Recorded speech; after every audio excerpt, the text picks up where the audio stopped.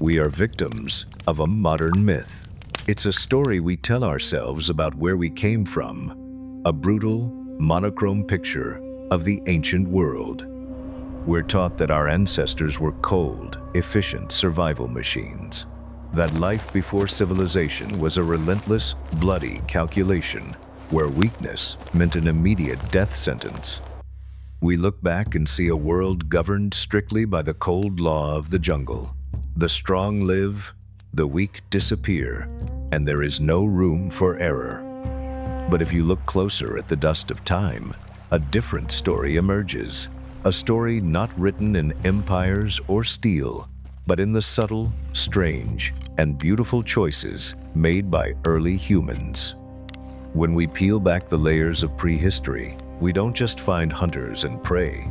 We find a world of deeply complex traditions. Radical strategies for survival, hunting rituals that blurred the line between the physical and the spiritual, and an understanding of love and community that defies everything we thought we knew about the ancient world. Tonight, we are stepping back into the deep dark. We are going on a journey to discover the unusual traditions of the ancient world and how survival, hunting, and love were woven into a single, unbreakable primal code. To understand how our ancestors survived, we first have to understand what they were up against. Humans are, anatomically speaking, incredibly fragile. We lack the razor-sharp claws of the big cats. We don't have the thick, insulating fur of the mammoth or the blinding speed of the gazelle. By all accounts of physical engineering, humanity should have been an evolutionary dead end. Yet, our ancestors didn't just get by, they mastered their environments.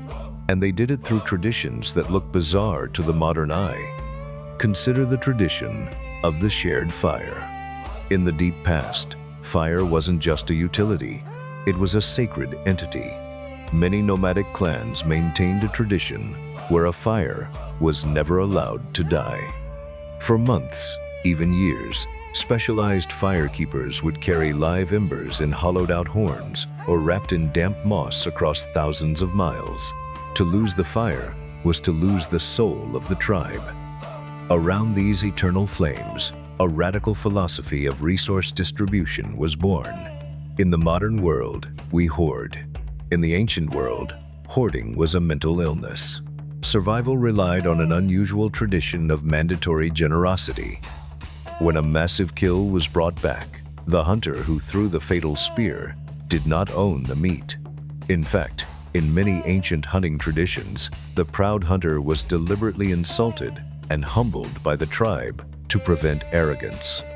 The meat was distributed by a neutral elder, ensuring that the families who had contributed nothing to the hunt ate exactly the same portion as the ones who did. But survival wasn't just about food. It was about adapting the environment to the body. Our ancestors developed the tradition of tailored clothing. This wasn't just slapping a fur over your shoulders. It was a highly sophisticated, ritualized craft. Using bone needles finer than modern steel counterparts, they created multi-layered, microclimate gear that trapped air and repelled water.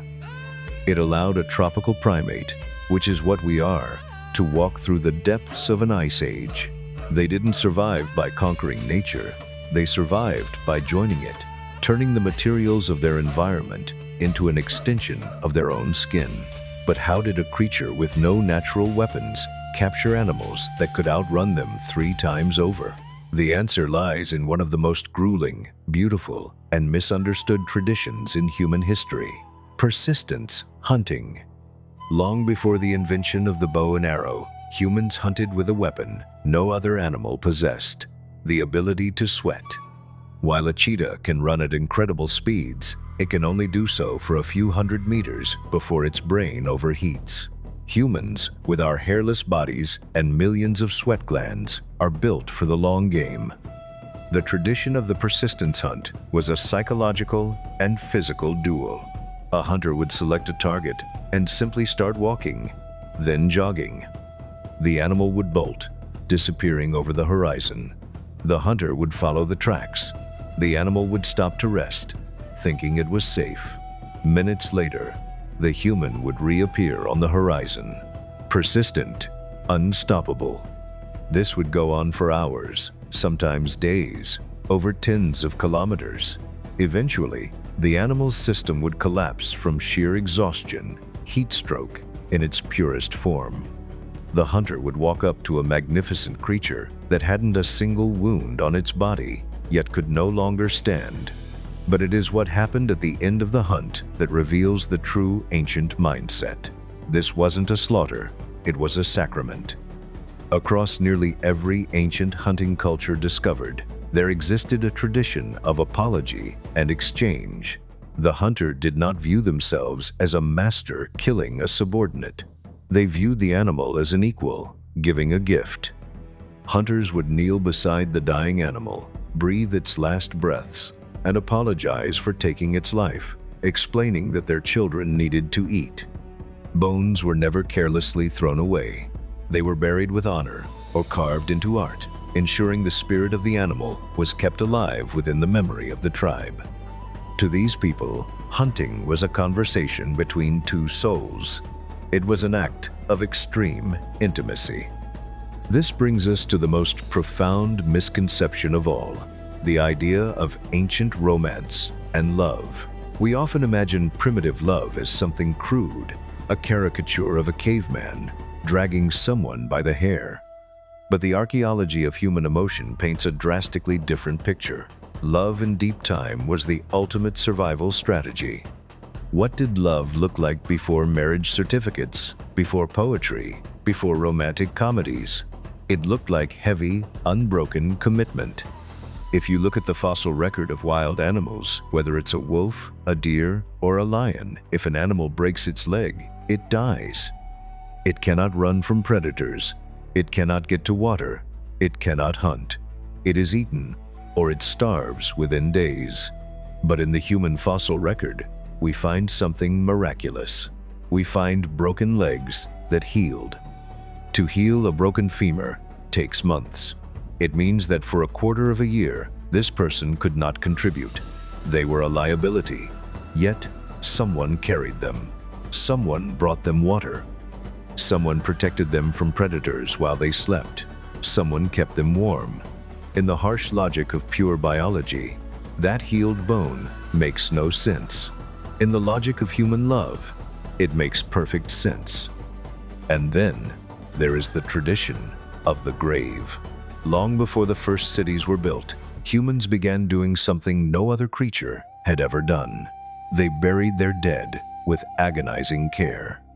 We find ancient graves where the soil is packed with the pollen of specific, bright wildflowers. We find bodies laid to rest on beds of soft pine needles, draped in necklaces made of thousands of individually carved mammoth ivory beads, beads that would take a single craftsman hundreds of hours to make. Why waste hundreds of hours creating beautiful objects just to bury them in the dirt where no one will ever see them again? Because of love. Because our ancestors realized that the bond between two humans didn't end when the heart stopped beating.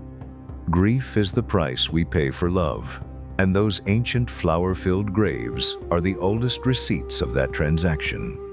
But to truly understand how survival, hunting, and love converged, we must look at how ancient societies dealt with the human mind. In a world of constant physical danger, how did they handle those who didn't see the world the way everyone else did?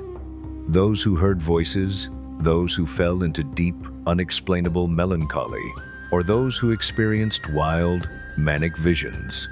In the modern world, we isolate them, we medicate them, we categorize them as broken. But in the ancient world, the unusual tradition was not to cast these people out, it was to give them a job. This was the birth of the shamanic tradition.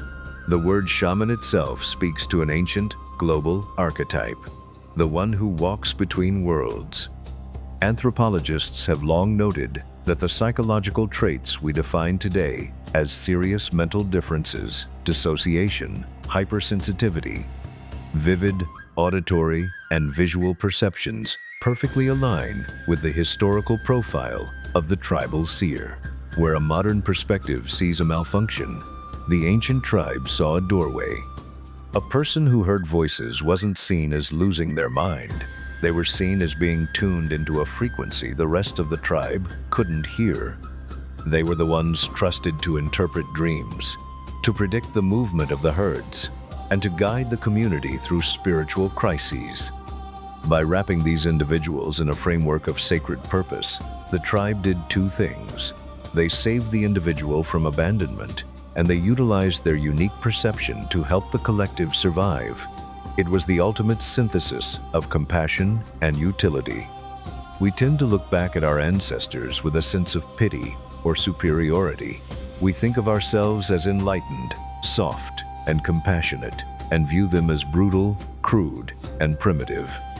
But the evidence of deep time tells us a very different story.